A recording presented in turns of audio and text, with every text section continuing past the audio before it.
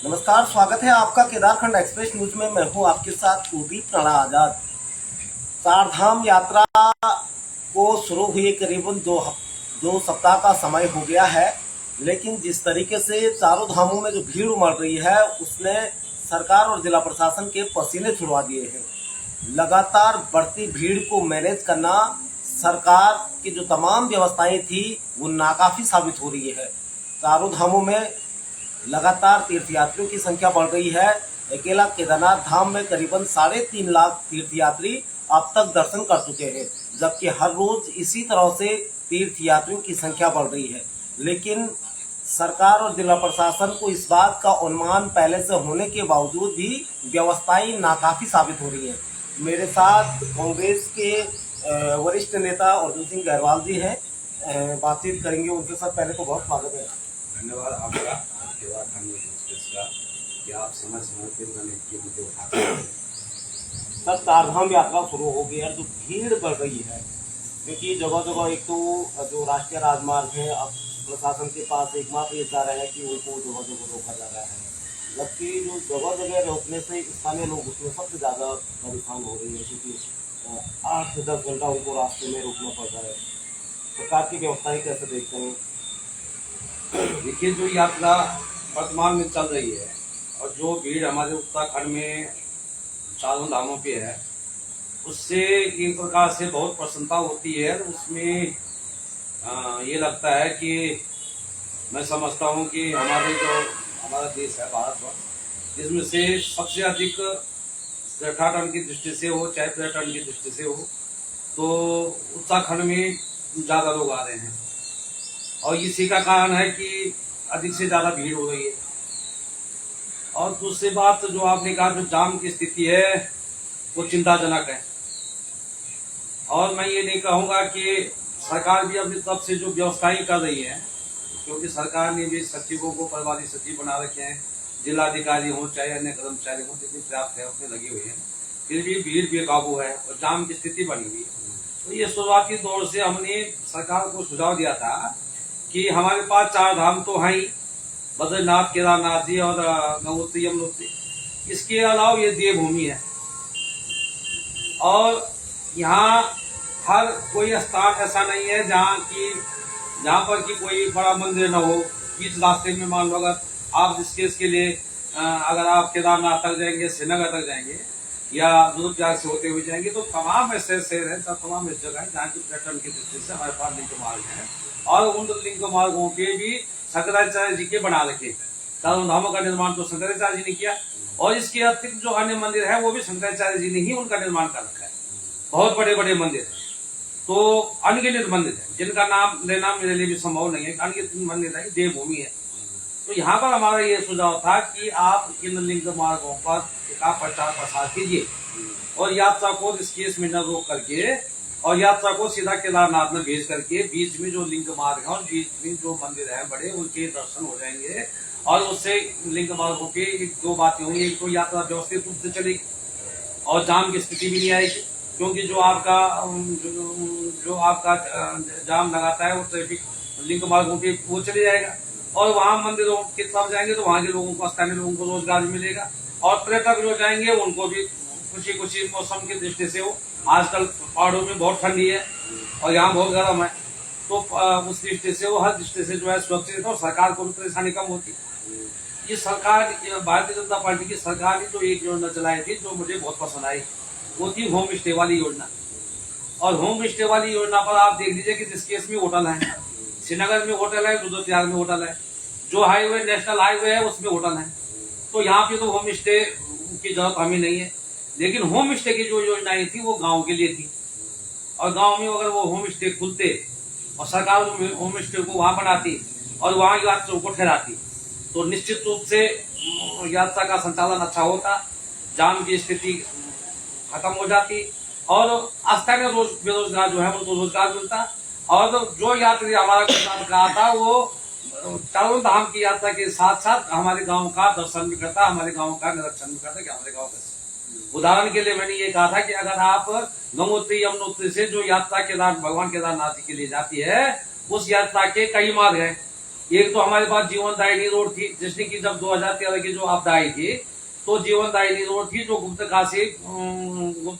काशी से होते हुए मैली आती है, उसका नाम जीवन दायिनी रोड रखा गया था। उसमें उस समय वो रोड नहीं होती तो बहुत बड़ी आपदा तो आई थी, लेकिन जो लोग जीवित बचे कोई नहीं बचे, सारे रास्ते बंद हो गए थे।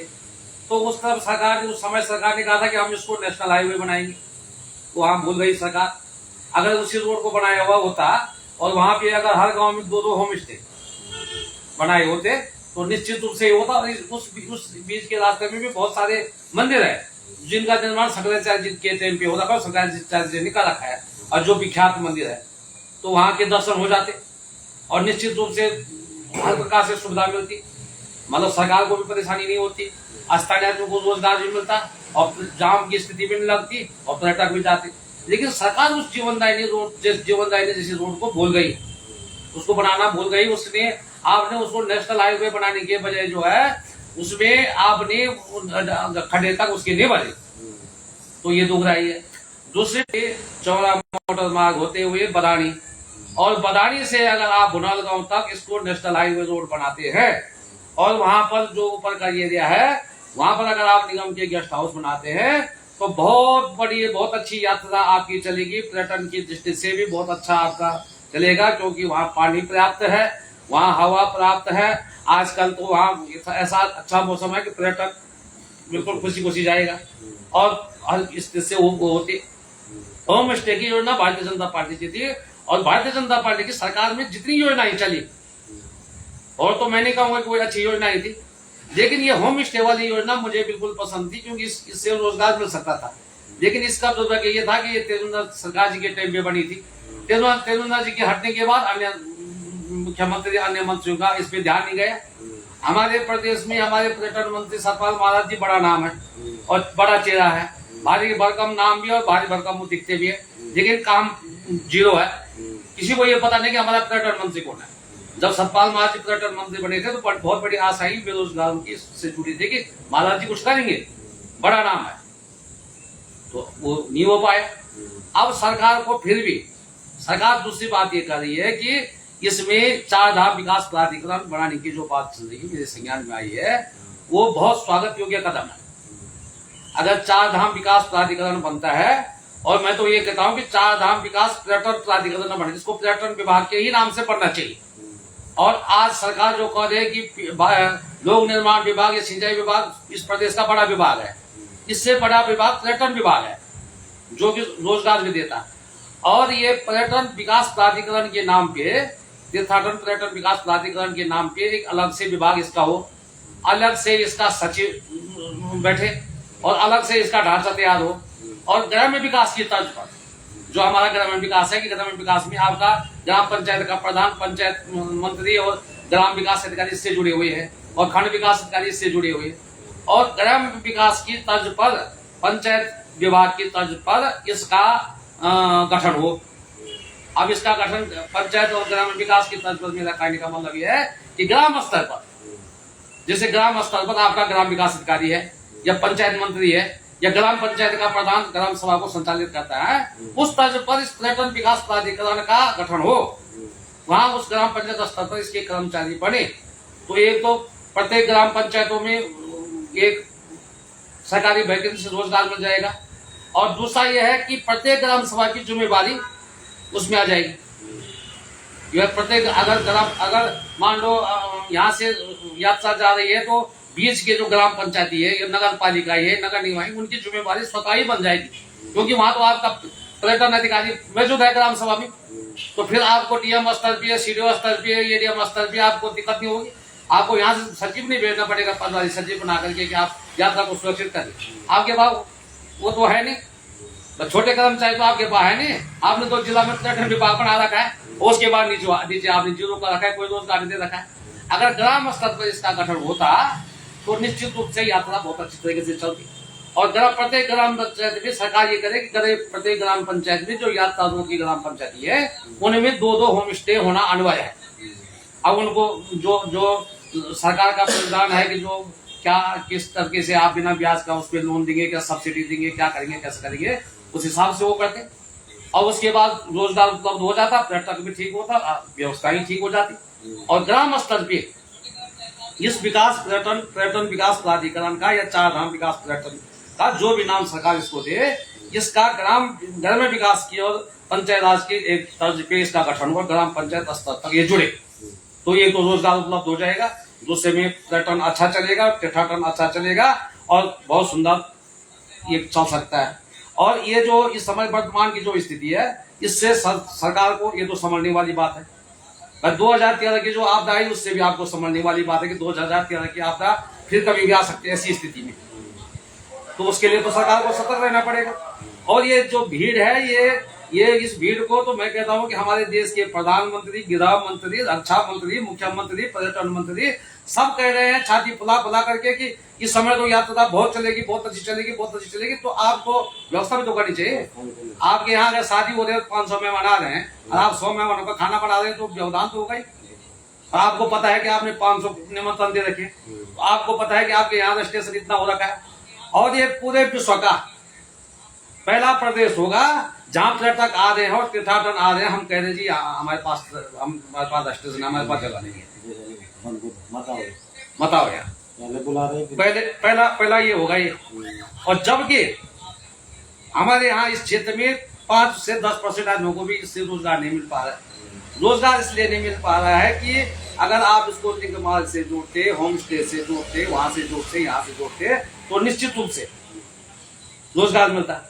आपने ऋषिकेश से आपने जो है ऋषिकेश से आपने रुद्रप्रयाग या गोपेश्वर तक, चमोली तक, केदारनाथ, बद्रीनाथ के रास्ते में ये जितने आपने दारू के ठेके खोल रखे हैं, उतनी जगह पे अगर कोई आप यात्रियों की व्यवस्था रुकने की करते तो अच्छा होता। अब जाम लग रहा है, तो अगर जहां पर जाम लग रहा है वहां ना तो शौचालय की व्यवस्था है और न पानी की व्यवस्था है और न कोई ठहरने की कोई इस प्रकार की व्यवस्था है, तो किस स्थिति में यात्री जो है वो कर रहा होगा। अब आने वाला समय में फिर यात्रा कम होगी, तो सुचारू रूप से हम निकाल पाएंगे, यात्रा कम होगी। लेकिन इसके लिए यह है कि सरकार को इस समय समझना चाहिए और सरकार को इन योजनाओं को विपक्ष का भी साथ देना चाहिए, विपक्ष के भी सुझाव लेने चाहिए, विरोधी दलों के भी सुझाव लेने चाहिए। हमारे जो सुझाव हैं वो भी सरकार को लेनी चाहिए कि जो हमारे सुझाव हैं यात्रा के लिए वो ठीक है कि नहीं है। पिछली बार मैंने सुझाव दिया था कि भाई घोड़े खच्चरों के लिए गर्म पानी की व्यवस्था हो, तो गर्म पानी की व्यवस्था हुई तो निश्चित रूप से घोड़े खच्चरों को ठंडे पानी से जो तकलीफ होती थी, जो अटैक पड़ते थे, वो होते थे, तो उसमें काफी हद तक राहत मिली है। ये समय सबसे बड़ी समस्या है कि घोड़े खच्चरों की लीद से जो गंदगी होती है घोड़े खच्चरों की लीद से, और इसके बाद अभी मौसम ऐसा है फिर बारिश होगी, तो बारिश से फिर लीद की और कीचड़ और अधिक हो जाएगा, आने जाने में और दिक्कत होगी। तो लीद की तर्ज के लिए मैंने सरकार से कई बार ये कहा कि आप विष्णु देवी भेजिए और विष्णु देवी का आप वहां की नकल कीजिए। आपने पेपर उतारना, खाली नकल करनी है, अब उसको आपने यहाँ लागू करना है। और वहां इतनी भारी भरकम घोड़े विष्णु देवी में है, माता विष्णु देवी में, कि हमारा ये मतलब 4 घोड़ों के बराबर वहाँ ये घोड़ा है, वो लीड करता है। उसके लिए जो उनकी चलने की व्यवस्था है, व्यवस्था अलग से, भोजन की व्यवस्था उस प्रकार लीड करता है कि उसी समय वहां सफाई हो जाती है। आपने शुरू को काम दे रखा है सफाई व्यवस्था। आपने जिला पंचायत को, दूसरी बात यह है कि जिला पंचायत को आपने पार्किंग का काम दे रखा है, या जिला पंचायत को अन्य काम दे रखे हैं, तो जिला पंचायत खाली अर्निंग का काम करती है, वो जिला पंचायत को कमाई से मतलब है, सुविधा से तो कोई मतलब है नहीं। जिला पंचायत की सुविधाएं नहीं दे रही, तो आप जिला पंचायत से हटा करके क्यों नहीं पर्यटन को देते? पर्यटन को का विकास प्राधिकरण करके इसको पर्यटन को दो ना। जिला पंचायत में जब रुद्रप्रयाग जिला बना था, और सरकार मेरी बात को सुनी, तो जब रुद्रप्रयाग जिला बना था, उत्तर प्रदेश से हट करके रुद्रप्रयाग जिला बना था, और उत्तराखंड हमारा बाद में बना, जिला पहले बन गया था। तो जब रुद्रप्रयाग जिला बना था और गौरीकुंड पार्किंग का जब टेंडर पड़ा था, तो पूरी पार्किंग का टेंडर 56,000 में पड़ा था। उस समय का रिकॉर्ड देखे सरकार, जो मैं बोल रही हूँ 56,000 का पड़ा था। वो आज बढ़ते बढ़ते 2 करोड़ 3 करोड़ पे चले गए हैं। अगर सीतापुर सोनप्रयाग की पार्किंग को अगर आप जोड़े तो 3 करोड़ से ऊपर की इनकम जा रही है। जब आपके पास 56,000 रुपया की इनकम थी, तब तो आप व्यवस्था देते थे, और अब आपके पास 3 करोड़ रुपए की वो है, अब आप व्यवस्था नहीं दे पा रहे। और 3 करोड़ रुपए की अगर आप इनकम कर रहे हैं, तो आप फिर उसको खर्च कहाँ करें? सरकार को चाहिए ना कि जिला पंचायत को चाहिए कि वहां खर्च करे। तो मेरी बात को अगर सरकार सुनिए, माननीय मुख्यमंत्री जी सुनिए, प्रभारी मंत्री जी सुनिए, तो इस विकास प्राधिकरण को अतिशीघ्र बन जाना चाहिए। इसका नाम आप चार धाम विकास प्राधिकरण रखें, चाहे इसका नाम आप पर्यटन विकास प्राधिकरण रखें, चाहे इसका नाम पंचायत राज की तर्ज पे हर घर आदमी, प्रत्येक आदमी से इसको जोड़ दीजिए। और ये प्रत्येक आदमी से जब जुड़ जाएगा तो प्रत्येक आदमी की जिम्मेवारी बन जाएगी पर्यटन और तीर्थाटन की व्यवस्था को, चार धाम यात्रा को कोशिश तो त्रिवेंद्र रावत की सरकार में भी हुई थी देवस्थानम बनाने की। त्रिवेंद्र रावत जी की सरकार में दो मैंने कहा ना, त्रिवेंद्र रावत जी की सरकार में जो काम सही हुए थे, एक दो काम, जैसे होम स्टे का था, या देवस्थान बोर्ड का मामला था, या घर घर नल, घर घर जल का मामला था, तो एक दो योजनाएं ऐसी थी कि भारतीय जनता पार्टी की सरकार में कुछ लग रही थी कि हो रहा है, लेकिन उस समय उन्होंने उनको हटा दिया। अब उनको हटाने के बाद उनकी योजना भी धराशायी कर दी, उनकी योजनाएं भी धराशायी कर दी। अब उनकी योजनाएं धराशायी सब कर दी उन्होंने, चाहे पंचायत राज की योजनाएं हो, जो उन्होंने कहा था कि ग्राम पंचायत का प्रधान वो बच्चों वाला बनेगा, या ग्राम पंचायत में हाई स्कूल वो पास वो बनेगा, या जो भी हो, उस प्रकार से उन्होंने उनको तो बिल्कुल आकर दिया कि उनकी तो सारी, उनको भी हटाया, उनके जो प्रस्ताव थे वो भी हटाए। लेकिन बहरहाल उनके जो प्रस्ताव हटाए, होम स्टे चल रहा है, तो होम स्टे को अगर ये इन पर त्रिवेंद्र रावत जी का रखा हुआ नाम अच्छा नहीं लगता, कोई दूसरा नाम रख दी। लेकिन इस प्रकार से ग्राम पंचायतों में कोई गेस्ट हाउस टाइप के या होम स्टे टाइप के दो रखेंगे, दो कम से कम प्रत्येक गाँव में होने चाहिए। और ये हम इस तर्ज पे देंगे, और प्रत्येक गाँव में ग्राम विकास अधिकारी या पंचायत मंत्री रहेंगे, जो आदमी है, जो पटवारी ग्राम पंचायत में आदमी होता है, वो पर्यटन विभाग से भी होनी चाहिए। पर्यटन विभाग से, तो पर्यटन विभाग जब घर घर तक घुसेगा तो दो काम होंगे, तो कहीं भी अव्यवस्थित नहीं होगा मामला, और दूसरी यह है कि प्रत्येक ग्राम पंचायत अपनी जिम्मेवारी लेगी, और तीसरी बात यह है कि प्रत्येक ग्राम पंचायत को रोजगार मिलेगा, और चौथी बात ये होगी जो पर्यटक गुजरात से आएगा, राजस्थान से आएगा, बाहर से आएगा, अंग्रेज आएगा, अमेरिका से आएगा, स्वीडन से, स्विट्जरलैंड से आएगा, उसको हमारी संस्कृति से वो रूबरू हो जाएगा, तो हमारे घरों में रुकेगा, और उसकी संस्कृति से हम रूबरू हो जाएंगे कि वहाँ की खान पान, उनके वहाँ की संस्कृति क्या है। तो बहुत अच्छी बात मैं समझता हूँ ये होगी। और दूसरी बात यह है कि जब विकास प्राधिकरण बहुत बड़े स्तर पर बनेगा और 10,000 आदमी का स्टाफ बढ़ेगा, तो 10,000 आदमी को रोजगार भी मिलेगा, और आएगा स्रोत तीर्थाटन आपके पास है, बजट तो आपको वहां से आएगा। अभी भी तो इतनी कर्मचारी हमारे प्रदेश में जो वो हैं, तो इसको तो अगर आप 10,000 आदमी को इसमें स्टाफ जोड़ते हैं, आप कह रहे हैं कि साहब उत्तर प्रदेश के टाइम पे, जैसे आपने परसों बात कही थी कि गढ़वाल मंडल विकास निगम, गढ़वाल मंडल विकास निगम हमारा एक रोजगार का जरिया था, जिसमें कि कुमाऊं मंडल विकास निगम और गढ़वाल मंडल विकास निगम, दो निगम ऐसे थे उत्तर प्रदेश सरकार के टाइम पे, जिनके कि गढ़वाल मंडल विकास निगम में गढ़वाली लोगों को ही काम मिलता था, कुमाऊं को ही मिलता था, बाहर के नहीं आते थे, अन्य विभाग में आ जाते थे, शिक्षा में, स्वास्थ्य में, इसमें, लेकिन इसमें वो होता था। आपने जो है उत्तराखंड बनने के बाद मैं समझता हूँ एक भी बिल्डिंग का आपने निर्माण नहीं किया, मेरे दृष्टि से मुझे तो दिखता नहीं कहीं कि गढ़वाल मंडल विकास निगम ने श्रीनगर वाली बिल्डिंग पहले किया है, रुद्रप्रयाग वाली पहले किया है, चकोली वाली पहले किया है, घेरे वाली, चंद्रपुर वाली पहले किया है, केदारनाथ में पहले किया है। आपने अभी तक कोई कहीं पर एक घेरा का काम गढ़वाल मंडल विकास निगम ने नहीं किया। इतना आपने जरूर किया कि उनके आप अध्यक्ष बना लेते हैं और एक बोझ और पड़ जाता है, वो कैबिनेट स्तर का आप उनको दर्जा दे देते हैं और एक बोझ और पड़ जाता है। तो इसको भी निश्चित रूप से सरकार को छोड़ना चाहिए, गढ़वाल मंडल विकास निगम का भी विस्तार हो जाना चाहिए, और इसको भी ये होना चाहिए कि हर स्थल पे, हर जैसे देवप्रयाग में आपको एक बनाना ही बनाना है, एक रेस्टोरेंट आप अच्छा बनाइए, एक आप अच्छा निगम का वहां पर बनाइए, एक आप श्रीनगर में कोई उसमें बना दीजिए, दूसरी जगह पर बना दीजिए, और ये तमाम बातें हैं। दूसरी सबसे बड़ी बात रेड लिस्ट की आती है और स्वच्छता की, इसके लिए भी आप विकास प्राधिकरण या पर्यटन जो बना रहे हैं, तो उसको अगर आप बनाएंगे तो ग्राम स्तर पे इसके अगर वो करेंगे तो वो निरीक्षण भी होता रहेगा, जो प्रयाग वाला अधिकारी देवप्रयाग में देखेगा, तो प्रयाग वाला दूसरे में देखेगा कि किस प्रकार से काम चल रहा है, तो तमाम व्यवस्थाएं ठीक हो जाएंगी। और इस समय की जो यात्रा व्यवस्थित है, इससे सरकार सीख सकती है, इससे सरकार सीख सकती है। अब मुझे तो बहुत अच्छा, मुझे जब सरकार इन्होंने कहा कि हमने यहाँ से प्रभारी सचिव एक पहला पद, जैसे प्रभारी मंत्री होते थे वैसे प्रभारी सचिव आपने यात्रा के लिए भेज दिए, और इसका हम स्वागत करते हैं, बहुत अच्छा आपने किया कि प्रभारी सचिव भेज दिए। लेकिन आपके पास पर्यटन विभाग के नीचे के कर्मचारी भी हैं, वहां सचिव किससे काम करवाएंगे? सचिव किससे काम करवाएंगे? आप शिक्षा विभाग के पैसे प्राइमरी के मास्टर को तो वहां लगा नहीं सकते, दूसरे विभाग से आप वहां ले नहीं सकते, क्योंकि अन्य विभाग अव्यवस्थित हो जाएंगी। आपके पास विभाग का ढांचा भी तो होना चाहिए। तो ये अच्छी पहल सरकार की मैं मानता हूँ कि आप चार धाम विकास प्राधिकरण बना रहे हैं, तो इसको ग्राम स्तर पर अगर ये हो तो बहुत अच्छा ही चलेगा। लेकिन सुझाव आपको विपक्ष के भी लेने चाहिए, हमारे सुझाव भी जनता के लेने चाहिए। उस तर्ज पे ये बनता है तो ये स्वागत योग्य है, ये रोजगार देगा। और जहां तक घोड़े खच्चरों की मरने की बात है, लीड की बात है, तो उसपे भी हमने ये कहा था कि इस प्रकार से करें, तो उसपे भी आप नियंत्रण कर सकते हैं। दूसरी बात आती थी दो रास्तों की, कि रामबाड़ा से जो पुराना रास्ता था हमारा, उसको भी अगर दुरुस्त किया जाता तो एक जगह पैदल का बन जाता, एक जगह घोड़े खच्चरों का बन जाता, तो निश्चित रूप से वहां पर भी सुविधा हमको हो सकती थी।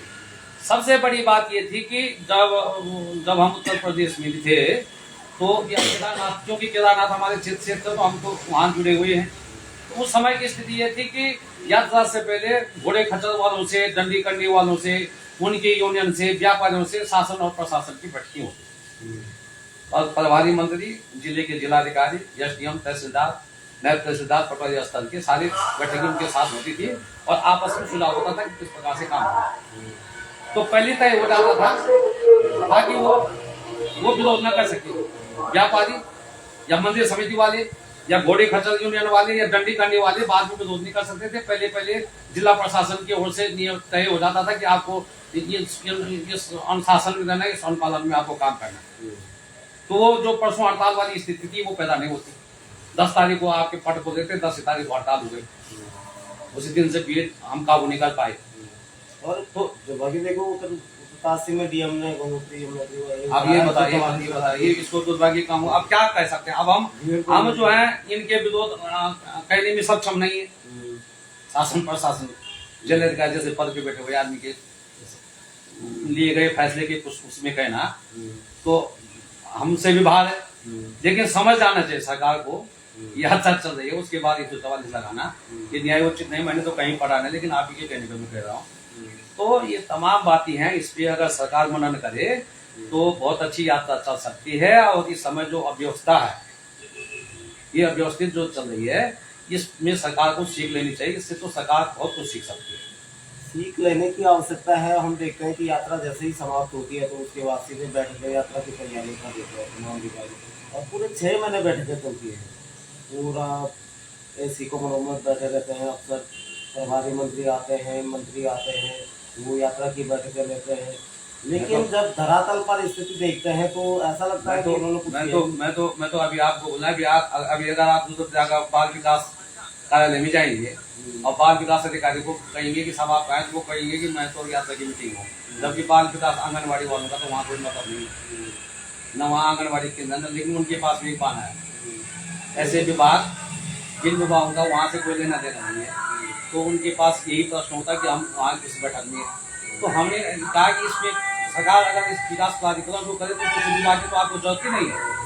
इसका ढांचा आप ठीक करें ना, जैसे कि सिंचाई के लिए को पीडब्ल्यूडी ने बनाता, पीडब्ल्यूडी के सड़क को सिंचाई विभाग ने बनाता, वैसे अगर आप पर्यटन विकास प्राधिकरण को बनाएंगे तो सारे अधिकारी इससे सारे खत्म हो जाएंगे। इसका नीचे से ऊपर तक बना दीजिए, आप इसका सचिव बना दीजिए, और इसके आप मंत्री अलग से बना दीजिए, और इसका विभागीय ढांचा अलग से बना दीजिए, और प्रदेश का सबसे बड़ा विभाग इसको घोषित कर दीजिए।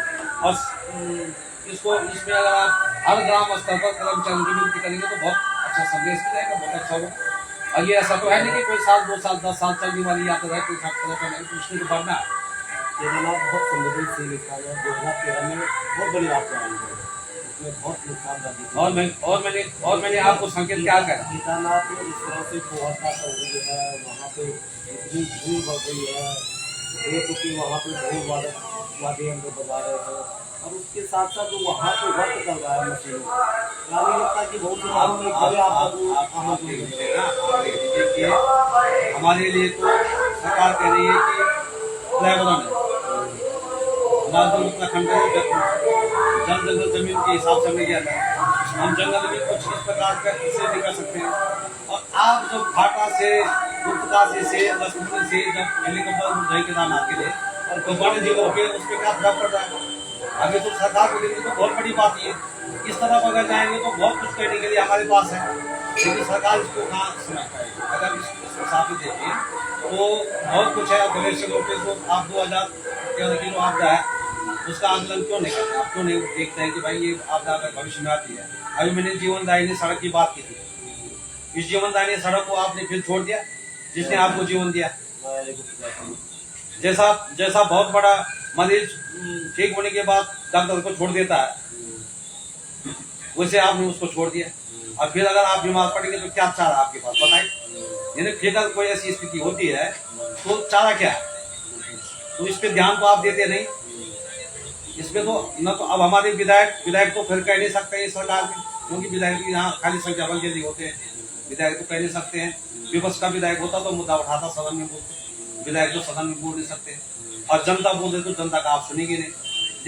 लेकिन अगर इस सड़क पर आपका ध्यान नहीं है या पता नहीं गंगासू वाली को नहीं बना रहे आप, तो अगर भविष्य में कोई ऐसी वो होती है तो इसका विकल्प क्या है। आपने जो है यहाँ धारी देवी की तरफ क्या कहते हैं वहां पर वो पुल बन रहा, कितने साल है सिरोबकड़ को कितने साल उस पुल को हो गई, और पीठ आप अपनी थपथपाते हैं जी कि हमने ये काम कर दिया। तो अब वो कौन सा वो ठेकेदार है, कौन वो कंपनी है, कौन वो है कि तब से वो पड़ा हुआ है। शुरुआती दिन में 9 और 10 तारीख को जिस दिन मुख्यमंत्री आए थे उसी दिन वहां जाम की स्थिति पैदा हो गई, वो नहीं बना पाए हम। तो आपने जो है घनसाली से सुमाड़ी ऑल वेदर रोड अभी खड़ी है, वो नहीं बन पाई है। तो तमाम काम है। तो अगर ये पूरे होते हैं और निश्चित रूप से सरकार अगर हमारी बात सुनती है कहीं लोकल इंटेलिजेंसी एलआई के द्वारा या कहीं किसी के द्वारा, तो ये जीवनदायिनी सड़क पर जरूर ध्यान दे और ये पर्यटन विकास प्राधिकरण को का विस्तार करे और इसको बहुत बड़ा दर्जा इस विभाग को दे, बहुत बड़ा इसको दर्जा दे, तो ताकि इसका विस्तार हो ग्राम पंचायत स्तरों पर इसका काम। और आपका जो गढ़वाल मंडल विकास निगम है इसका भी विस्तार होना चाहिए। ये भी बड़े स्तर पे अगर इसके ये आप करें कि न्याय पंचायत स्तर पे क्या हो इनका भवन बने तो 2-4 आदमी को रोजगार मिलेगा, तो पर्यटन की दृष्टि से भी ठीक होगा। तो इसमें भी अगर सरकार दिए तो ये बहुत संभावनाएं, सरकार रोजगार अगर ढूंढ रही है तो सबसे ज्यादा रोजगार हमारे इसमें सबसे ज्यादा रोजगार उत्तराखंड में है, जहाँ से कि पलायन हो रहा है बहुत ज्यादा, जहाँ से कि बहुत ज्यादा। मैं तो कह रहा हूँ कि यहाँ तो कौन सी चीज ऐसी है उत्तराखंड में जिसमें रोजगार नहीं है। यहाँ तो आपदा में भी अगर आप रोजगार ढूंढेंगे, अब आपदा आ रही है और ये जंगलों में आग लगी हुई है जगह जगह, इसको सरकार गंभीरता से ले तो आग लगी नहीं सकती आग, जो कि सरकार इसको ना तो लगी नहीं सकती आग। हमने कहा कि इसको रोजगार से जोड़िए, आप बैठकें कीजिए ग्राम पंचायतों की, चिन्हित कीजिए। आप आज की तारीख में तो सबसे सस्ते तो सीसीटीवी कैमरे लग रहे हैं। आप सीसीटीवी लगा दीजिए ना 20 रास्ते में कि यहाँ से यहाँ तक किसकी गाड़ी गई, कौन बीड़ी पीने वाला आदमी गया। पहले तो गाड़ियों में बीड़ी पी करके फेंकते थे, बात तब आग लगती थी। अब तो वहां भी पाबंदी है, अब तो गाड़ियों में तो बीड़ी नहीं पी सकता आदमी। और खाली जो आग लगाने वाला है वो किस प्रकार का है, गाँव में चिन्हित भी हो सकता आदमी, गाँव में इस प्रकार के लोग तो चिन्हित हो सकते हैं। जब आप चोर को चिन्हित कर सकते हैं तो वो चिन्हित नहीं हो सकता है। आप कह रहे हैं कि जिसने भारतीय जनता पार्टी को वोट दिया वो जनहित में, जिसने दूसरे दल को दिया वो देश हित में नहीं है। अरे देश हित में वो नहीं है जो जंगलों को आग लगा रहा है, उसको चिन्हित करो ना, उसको चिन्हित करिए और उसको पकड़िए। तो 4 आदमी प्रत्येक गांव सभा के चिन्हित करें सीजन पर 2 महीने के लिए खाली, तो मैं समझता हूँ बिल्कुल आग लगेगी। आप 4 न्याय पंचायत रुपये उसको शुरू करो ना। अगर 4 न्याय पंचायत एक वर्ष बच जाती हैं तो 2 से बच आप पूरे प्रदेश में लागू करो इसको, तो निश्चित रूप से ये भी रुकेगा। मनरेगा तो आप दिवाले का काम, मैंने कहा था ना कि मनरेगा कई डिपार्टमेंट हो सकते हैं। आप बंदरों का रोना रो रहे हैं, सोरों का रोना रो रहे हैं, आप शेर खा रहा है बच्चों का, श्रीनगर में तो हर दिन वो हो रहा है। तो इसको भी तो आप रोजगार से जोड़ सकते हो। ये आप शेर को मार नहीं सकते हैं, राष्ट्रीय पशु हो गए। इसको भी तो आप बाड़े बना करके, पार्किंग बना करके, वो बना करके रोक सकते हैं, वहाँ रोजगार मिल सकता है। चिड़ियाघर बनाकर वहाँ यात्रियों को, पर्यटकों को इनको रोक सकते हैं आप।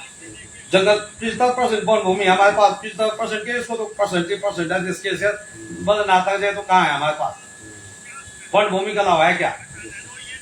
तो इसको आप जोड़िए ना। और आपको कहीं से बजट लाने की जरूरत भी नहीं है, क्योंकि बजट तो यही उपलब्ध होगा। आपने एक पार्क का निर्माण कर दिया, वो टिकट घर बना दे, उसी से इनकम आती रहेगा, तनख्वाह भी जाती रहेगी, बनता रहेगा देश का नाम। लेकिन इस तरफ ध्यान देना बहुत जरूरी है। जब तक हमने इस तरफ ध्यान नहीं दिया तब तक हमारे पहाड़ तो खाली होते रहेंगे और आपदाएं आती रहेंगी, अव्यवस्थाएं बढ़ती रहेंगी। और ये बहुत शुभ संकेत था। इस समय रोजगार हमारे दरवाजे पे दस्तक दे रहा है। रोजगार एक प्रकार से रोजगार हमारे दरवाजे पे दस्तक दे रहा है, और हम बिल्कुल उन नियमों पर खाने पर हम उसको अव्यवस्थित कर। हमने खाली रोजगार के नाम पे दारू के ठेके को रखे हैं, और वो खूब फल फूल वो दिख रहे हैं। वही हमारी पहचान है।